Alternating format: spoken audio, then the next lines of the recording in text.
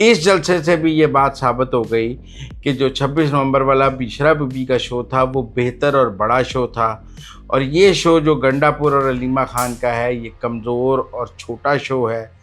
देखें, पीटीआई ने एक टारगेट खुद ही अपने लिए सेट किया था 5 लाख का, और कहा था कि ये पाकिस्तान की तारीख का सबसे बड़ा जलसा होगा, पूरे पाकिस्तान से लोग आएंगे, केपी से लोग आएंगे। मैं ये समझता हूँ शमा जो है जो ओवर हो, और जो ओवर होना है ना वो उन्हें ले बैठा ना, उन्हें ये तस्वीर लगाने की ज़रूरत थी कि मैं एयरफोर्स 1 में जा रही हूँ। वो कौन सा मेरा मतलब है, इतना बड़ा इशू था कि आप वज़ीर आज़म के प्लेन में बैठ गई हैं, तो बड़ा ही आपके लिए कोई बहुत ही एजाज़ की बात है। ये जो जज पहले 5 जज इकट्ठे सुप्रीम कोर्ट गए हैं, वो भी यूनियन बाजी थी, वो भी सियासी स्टंट था, वो भी पॉलिटिकल नैरेटिव बिल्डिंग थी अदलिया के ख़िलाफ़। सुमन रिफत का तारिक जहांगीरी के साथ जाना भी एक पॉलिटिकल नैरेटिव बिल्डिंग है। बतौर इस्लामाबाद हाई कोर्ट के जज उन्हें नहीं जाना चाहिए था। मेहदी हसन भारी रहे ख्वाजा आसिफ पे, ये बात ठीक है, और मैं समझता हूँ उस इंटरव्यू में मेहदी हसन ने अपनी प्रोफेशनल स्किल से ख्वाजा आसिफ को आउट क्लास किया है। उसकी तैयारी बहुत अच्छी थी, उसका काउंटर क्वेश्चंस बहुत अच्छे थे, और वो बहुत वेल प्रिपेयर्ड था। अस्सलाम वालेकुम, मुज़म्मिल सोहवैदी ऑफिशियल यूट्यूब चैनल के साथ मैं हूँ आपकी मेज़बान इकरार रियाज। हमारे साथ मौजूद है मुज़म्मिल सोहवैदी।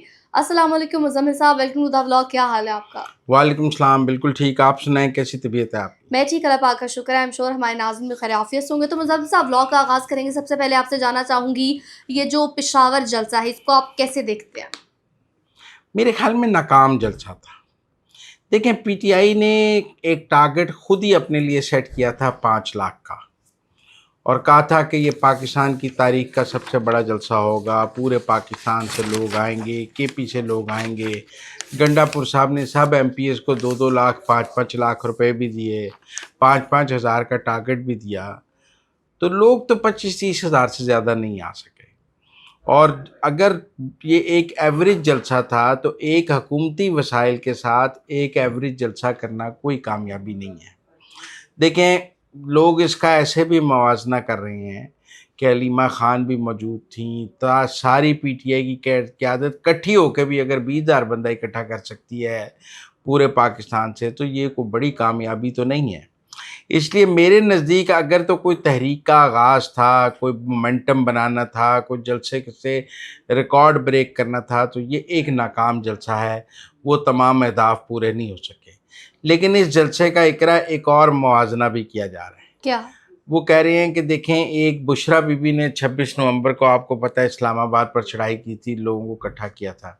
1-2 दिन से अलीमा खान भी पेशावर में थी, उन्होंने जलसागाह का दौरा भी किया, लोगों को मिली भी।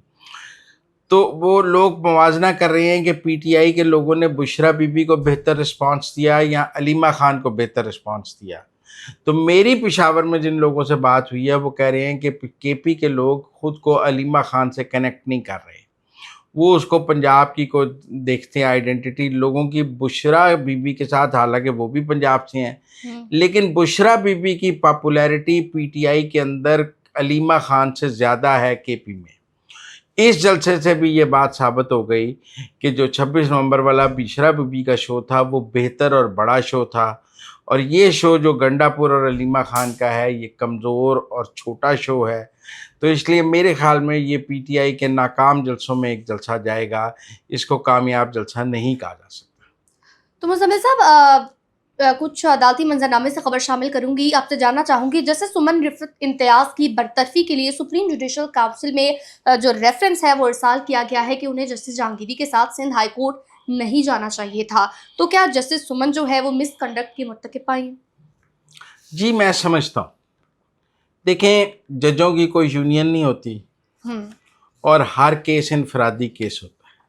ये जो जज पहले 5 जज इकट्ठे सुप्रीम कोर्ट गए हैं, वो भी यूनियन बाजी थी, वो भी सियासी स्टंट था, वो भी पॉलिटिकल नैरेटिव बिल्डिंग थी अदलिया के ख़िलाफ़। सुमन रिफत का तारिक जहांगीरी के साथ जाना भी एक पॉलिटिकल नैरेटिव बिल्डिंग है। बतौर इस्लामाबाद हाई कोर्ट के जज उन्हें नहीं जाना चाहिए था। इसकी मिसाल नहीं मिलती कि एक जज जो है, देखें ना जी, आपका साथी जज अगर मुल्ज़म है तो आपको अपने मुल्ज़म के साथ तो जज नहीं चल पड़ेगा। میرے خیال میں یہ سمن رفت نے مس کانڈکٹ کیا ہے، اور اسلام آباد ہائی کورٹ کے ججز متعدد مس کانڈکٹ کے مرتکب ہیں. وہ اپنی شہ لڑائی دیکھیں نا، اب تو سپریم کورٹ نے ان کی پٹیشن میں بھی کہہ دیا ہے کہ وہ اپنی ذاتی عداوت میں سب کچھ کر رہے ہیں. ذاتی انات تھا ان کی پٹیشن میں. میں سمجھتا ہوں سمن رفت کے اندر بھی ذاتی انات بہت بڑھ گیا ہے، اور یہ جو ججز جب بائسڈ ہو جائیں، جب ان میں ذاتی انات بڑھ جائے تو وہ پھر جج نہیں رہتے، کیونکہ جج تو غیر جانبدار ہوتا ہے. یہ اب غیر جانبدار نہیں ہے، یہ جانبدار ججز ہیں. ان کی رائے بائسڈ ہے، ان کے پولیٹیکل ویوز ہم جانتے ہیں، ان کی پولیٹیکل انکلینیشن کا ہم سب کو پتہ ہے. یہ سیاسی سہولت کاری کر رہی ہیں، ہم کو پتہ ہے. میرے خیال میں سمن رفت نے سندھ ہائی کورٹ طارق جہانگیری کے ساتھ جا کر ان کی سیاسی حمایت کی ہے، اور یہ مس کانڈکٹ ہے. میں اس کو مس کانڈکٹ یعنی ان کو سمجھتا ہوں. یہ زیب نہیں دیتا تھا؟ نہیں، ان کو بطور جج کے ایسا نہیں کرنا چاہیے تھا. وہ ریزائن کر کے دیکھیں نا، میں نے کہا میں جسٹس شاہد جمیل کا بہت حامی ہوں. دیکھو انہوں نے ریزائن کیا اور سیاست میں آگے. وہ کہتے ہیں میں موجودہ نظام کے خلاف سیاسی جدوجہد کروں گا. کوئی جج بھی سمجھتا ہے کہ موجودہ سیاسی نظام کے خلاف جدوجہد ہونی چاہیے اور وہ موجودہ سیاسی نظام کے حق میں نہیں ہے، تو وہ جج کے منصب پر بیٹھ کے یہ جدوجہد نہیں کر سکتا. اس کو استعفیٰ دینا چاہیے اور ایک سیاستدان کے طور پہ سیاسی جدوجہد کرنی چاہیے. جب آپ جج کا گاؤن پہن کر سیاسی جدوجہد کرتی ہیں تو وہ ٹھیک بات نہیں ہے، وہ مس کانڈکٹ ہے، اس کے ہم خلاف ہیں. اپنا مارے گا تے چھامے تے سٹے گا، ایسا کہنا ہے عمر چیمہ کا. خواجہ آصف صاحب نے جو انٹرویو دیا مہدی حسن صاحب کو، اس کو لے کر کافی تنقید کی جا رہی ہے. یہ بھی کہا جا رہا ہے کہ اگر زیادہ شوق تھا انٹرویو دینے کا تو پاکستانی نیوز اینکرز کو، پاکستانی پروگرام اینکرز کو دے دیا جاتا انٹرویو کی جانب سے. اگر سوال آپ کے پاس جواب نہیں تھے تو آپ نے پھر وہاں پر انٹرویو کیوں دیا؟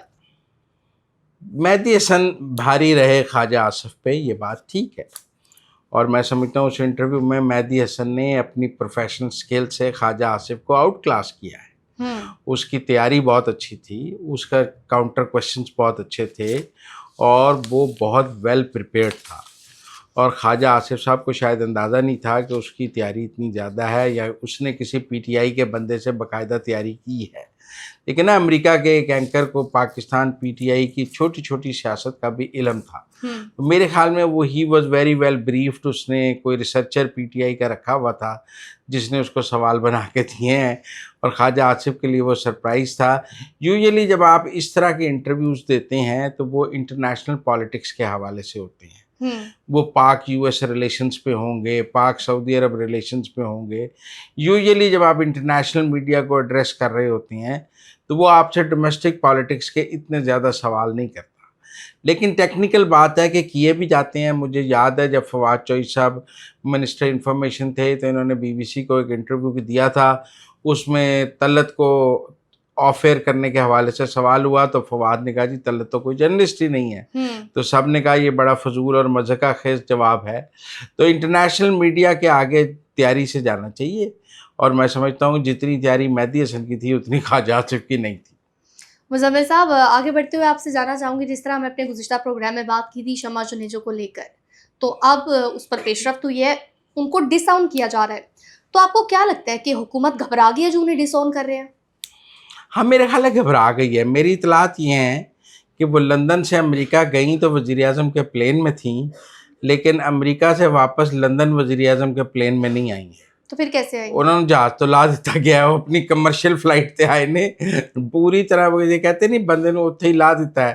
میرا خیال ہے گورنمنٹ نے لے آف ہی کر دیا ہے شمع جنیجو کو، اور ان کو واپس پرائم منسٹر اپنے پلین میں لندن لے کے مزمل نہیں صاحب، آئے. آر یو شور؟ یہ بڑی خبر دے رہے ہیں آپ ہمارے ناظرین کو کہ ہاں، میں آپ کو کنفرم خبر دے رہا ہوں کہ وہ لندن سے امریکہ گئیں تو پرائم منسٹر کے پلین میں تھیں، پر امریکہ سے لندن آئی نہیں پرائم منسٹر کے پلین نے. پرائم منسٹر ان کو امریکہ میں ہی چھوڑ آئی ہیں، اور وہ اپنی کمرشل ٹکٹ خرید رہی ہیں کہ میں نے واپس لندن جانا ہے. تو وہ اب ان کو واپسی پہ وزیر اعظم کا پلین اویلیبل نہیں تھا. میرا خیال ہے اتنا ہو گیا کہ وزیر اعظم کافی ناراض ہو گئے، اور میرے خیال میں 2 وزارتیں بھی لڑنے لگ گئیں. خواجہ آصف اور وزارت خارجہ کوئی ذمہ داری بھی لینے کو تیار نہیں تھا. میرے خیال میں شمع جنیجو نال کافی ہو گئی ہے.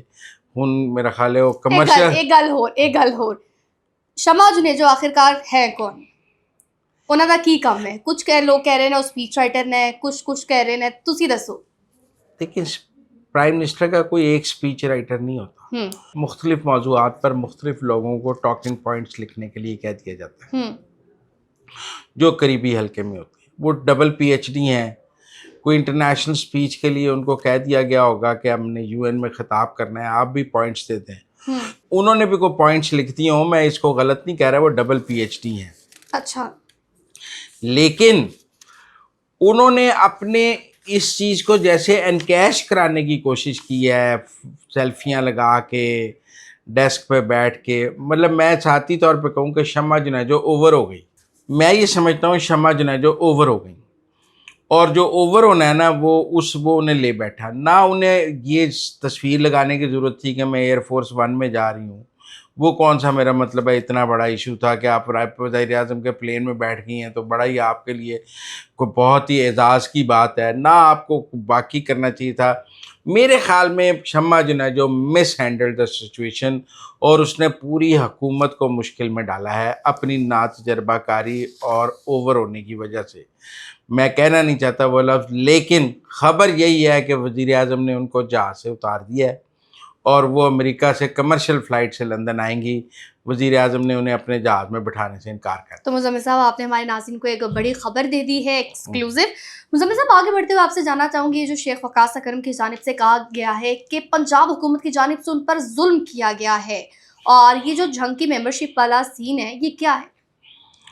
अच्छा, वैसे देखिए ना जी, ये जो जिम खानास की मेंबरशिप है, ये कोई बुनियादी ज़रूरियात ज़िंदगी में तो शामिल नहीं होती। मतलब ये तो अमारत की और अशराफिया होने की निशानी है कि आप जिम खाना के मेंबर हैं, शहर के रईस और अहम आदमी होने की निशानी है। तो जिम खाना की मेंबरशिप ख़त्म होना कोई ऐसा जुल्म नहीं है कि आप कहें कि इसके नतीजे में शेख वकास अकरम पे कोई बहुत बड़ा जुल्म हो गया और जिम खाना की मेंबरशिप ख़त्म हो गई है तो उनका झांग में ज़िंदा रहना ही बड़ा मुश्किल हो जाएगा। इसके बाद वो झांग में रोटी कहाँ से खाएंगे? ये एक एलीट क्लब है, अमीर और अहम लोगों के बैठने की जगह है जिम खाना और झांग, तो वो आम आदमी है शेख वकास अकरम। मैं ख्याल उन पर केसेस वेसेस हैं, मफरूर हैं, इख्तियारी हैं, और जो क्लब के रूल्स में होता है कि जिस पर केस हो, मफरूर हो, इख्तियारी हो, वो मेंबर नहीं हो सकता। लेकिन मेरे ख्याल में शेख साहब को इतना रोना पिटना नहीं चाहिए। ये कौन सा मेरा मतलब है कि उनसे ज़िंदा रहने का हक छीन दिया गया है। जिम खाना की मेंबरशिप तो ऐसे ही है जैसे आप किसी एलीट क्लब के मेंबर हैं। आपको तो खुद छोड़ देनी चाहिए कि मैं एलीट का क्लब मेंबर नहीं हूँ, मैं तो आम आदमी हूँ। चलें, एटलीस्ट वो इस तरह से मान तो रहे हैं कि वो एलीट क्लास के मेंबर हैं और उनको फ़र्क पड़ा है जिम खाना की मेंबरशिप ख़त्म होने से। तो नाज़रीन, अब तक के लिए इतना ही। आप देखते रहिए Muzammil Suhrawardy official YouTube channel, और हाँ, चैनल को लाइक शेयर सब्सक्राइब ज़रूर कीजिएगा।